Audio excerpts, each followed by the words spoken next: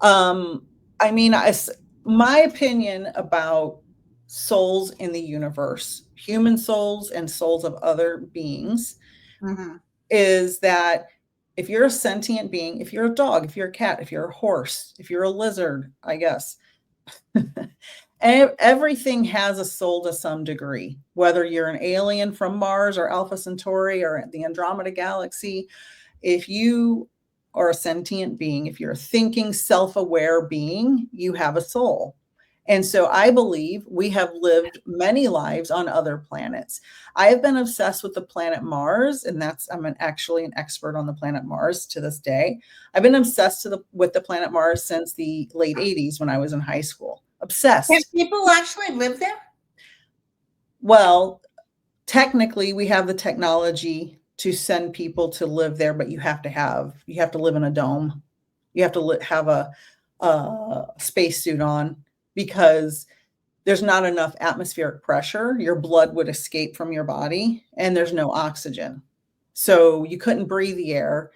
So you'd always have to have a containment I system. love that show with Matt Damon. Amen. Yeah. And yeah, the author of that, Andy Weir, he has the project Hail Mary coming out in March. Same Right. author, they made a movie, so that's going to be cool. So people can live there in a contained system. Okay. But yeah, so I always wondered, why am I so obsessed with space and Mars? Just obsessed, obsessed. I mean, I read hundreds and hundreds and hundreds of books in high school. Like And what what was it, a past life and related to that, or? I've not had a past life regression, but I will someday. It's on my bucket list. I believe I have had to have had a past life there. I feel my instincts tells me that there's no reason why there couldn't have been a civilization on Mars before. At There's before, yeah. yeah, yeah, thousands of years ago. And also, some of us are from different Yeah, universe. exactly. Alpha Centauri, the Yeah, Andromeda Galaxy, wherever. There are uncountable number of stars and planets in the universe. And we could have been here for billions of years, living millions and millions of lives, right, right. billions of lives. We're not here to challenge Sterling if he said there's no such thing as walk-ins. We're just telling you what we know, what the author Ruth Montgomery, who was pretty famous for it. Maybe there isn't, maybe there is. You come up to your own conclusions. Yeah, I think that there are a lot of people with different opinions on different things in the spiritual realm. Always, Um, always.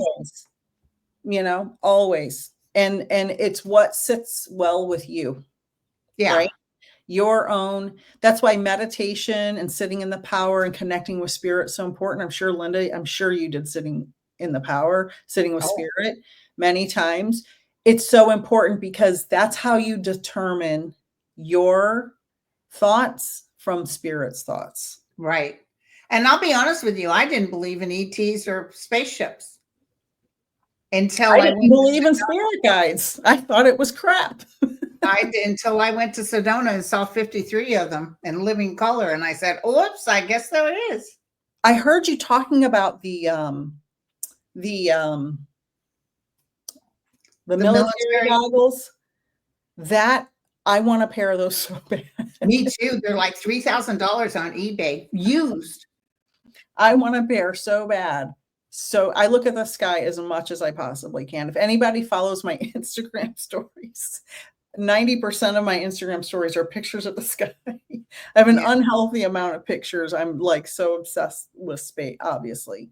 I love it. I love it. I Do love it. you project thought into the universe? Do you tell them to protect us? Do what? I didn't hear what you said. Do you project thought into the universe? Because when I Oh, do that and sit and tell them, please protect us, please encompass us, I know they can't change because they can't change free will, but I will feel like high as a kite. I get so amped up after I do readings, after I do mediumship readings, I feel the same way. And I set intentions. I pray to the universe. I pray to spirit. I pray to source, God, higher power, whatever people define it as. I always put out what's what's for the higher good, what's for our higher calling. It's important to raise our vibration collectively. Yeah. And like when I'm doing my mediumship readings, I always say, dear God, spirit, angels, and saints, please allow me to connect with spirit to prove that so-and-so's loved ones go on beyond this earthly realm, to understand that they have, eternal life, and give them messages of hope, healing, peace, and love. I set that intention before every single mediumship reading I do, because it's important. And if I do 5 readings in a row, I say that in between every reading. Well, when Just we say it connect, once. sometimes we're feeling the energies around him, and that manna from heaven, that's heaven. Yeah.